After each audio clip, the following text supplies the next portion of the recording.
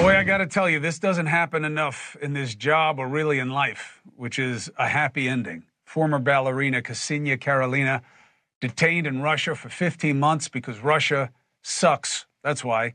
The crime, donating $51.80 to a Ukrainian charity in 2022. But that's not what it was about. It was a power play. It was about punishing somebody for being America. It was because they could get away with it. That's why.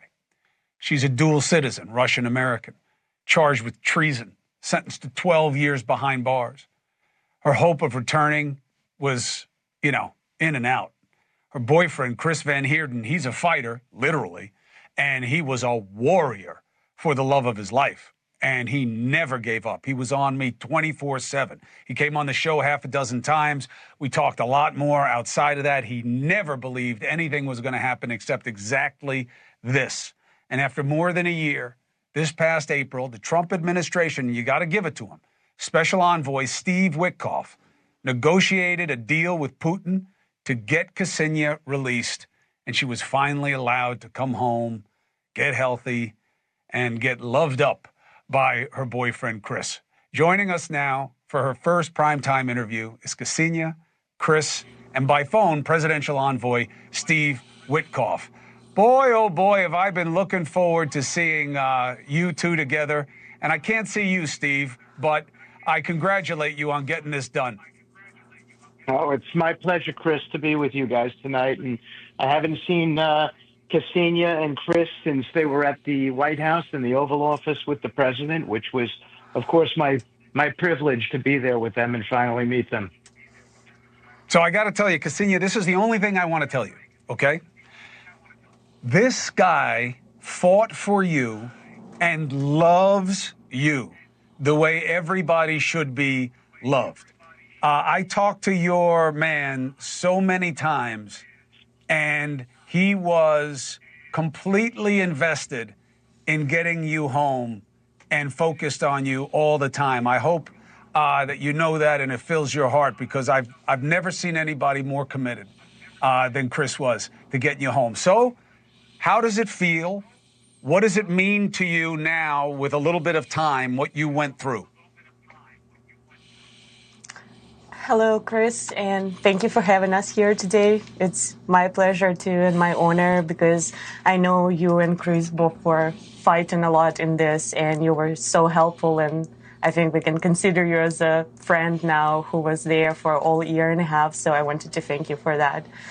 And it feels amazing. It feels so great, and I'm just overwhelmed with feeling of happiness and gratitude now, and it's so great to feel this like sunshine on my skin, feel my loved one next to me every morning and every night, and I'm just really, really happy now. Chris, what do you want people to know about what this is about, and what do you want them not to forget? Because you know what happens now that she's home, everybody says, oh, it's a happy ending, and they move on. What is the moral of this story for you? Love wins. Love wins. No matter what. If you truly believe and truly love someone, I believe that if I believe everyone would have done what I've done. I like to think that if you love someone the way I love Ksenia, you would go to the end of the world to bring them back. So I wanted, the message is love always wins. And I don't want them to forget that what she went through. You know what? She's here with a beautiful smile on her face. But this woman next to me is, I have not given her credit of how strong she really is, Chris. But she is so strong. But don't let the smile on her face fool you. She's been through a lot. And she's inspiring. I look at her every day and she inspires me. She gave me a purpose. And she's just the strongest woman I know. Ksenia, how did it change you? How did it change what you want out of life?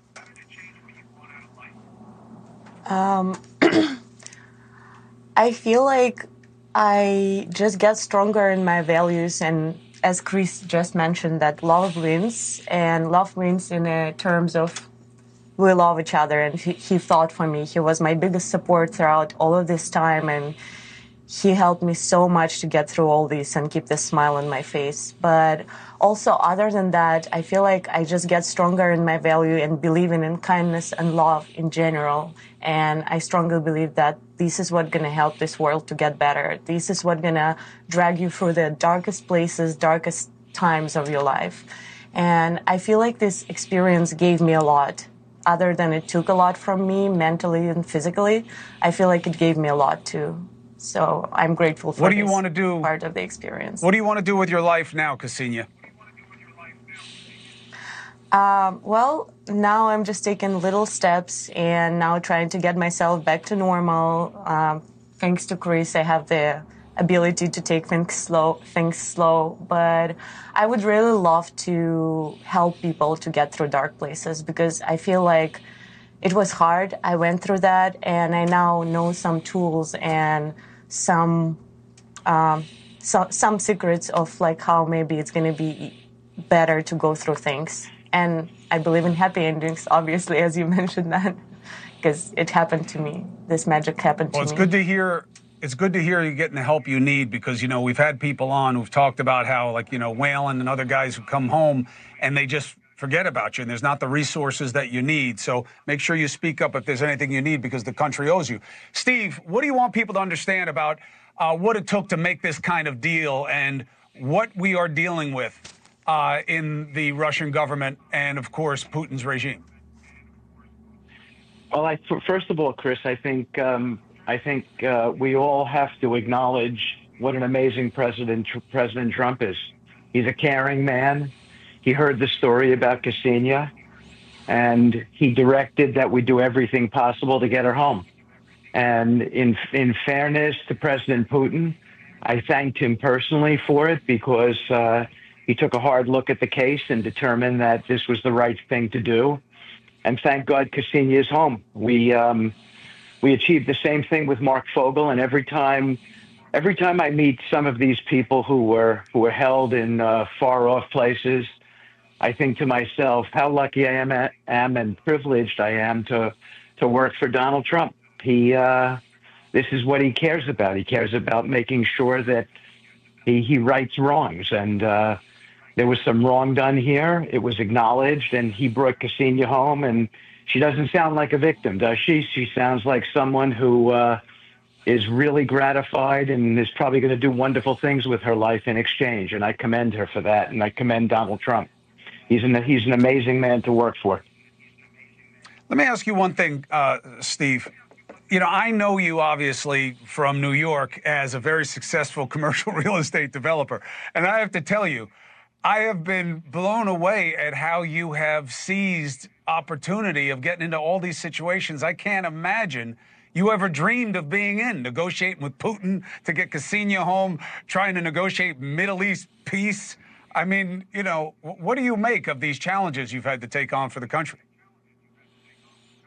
You know, I'm always grateful to the president for giving me an opportunity to give back. And I've always tried to be charitable and philanthropic in my life, but this gives me the ultimate opportunity to give something back. And, you know, I lost a son 11 years ago, and I feel sometimes like he directs me. You know, he just brings me to go. He puts me in places to create these opportunities to do some good in the world. And I think that's how I feel with the president.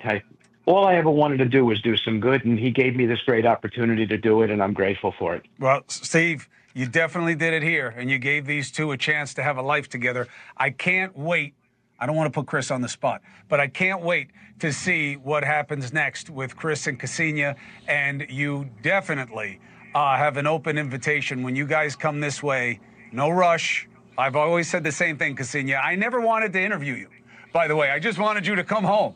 I didn't care, you know, what you did media-wise. I just wanted you home and to do well. And I always told Chris, go anywhere, talk to anybody, use the media to do whatever you can. You know, there's no need for loyalty. But anytime you guys come to New York, I would love to take you out. I would love to celebrate you guys because I'm so impressed with what you endured, Ksenia, and how you endured it, but also your man. I'm telling you, I haven't seen a lot of people do what he did. And I respect him for it, and I am so happy you two have each other. Steve, thanks for joining us. Continued good luck in doing the work of the American people. Ksenia, anything you need, we're a call away. And Chris, I know you know how to get me. And whenever you want to, I'm here. I'll see you in New York. Me and Ksenia. We'll see you in New York. We would be honored to meet with you. Thank you for having us. Whenever you want. It would be a pleasure. I apologize for the dogs in advance. Thanks. I'll talk to you soon. Oh, say goodbye to Steve. Thank you for everything, Okay, Steve. bye-bye. Steve, thank you for everything. It's my pleasure. Thank you so much. My pleasure. Okay. We'll talk soon. Thank you. Congratulations. Enjoy your life.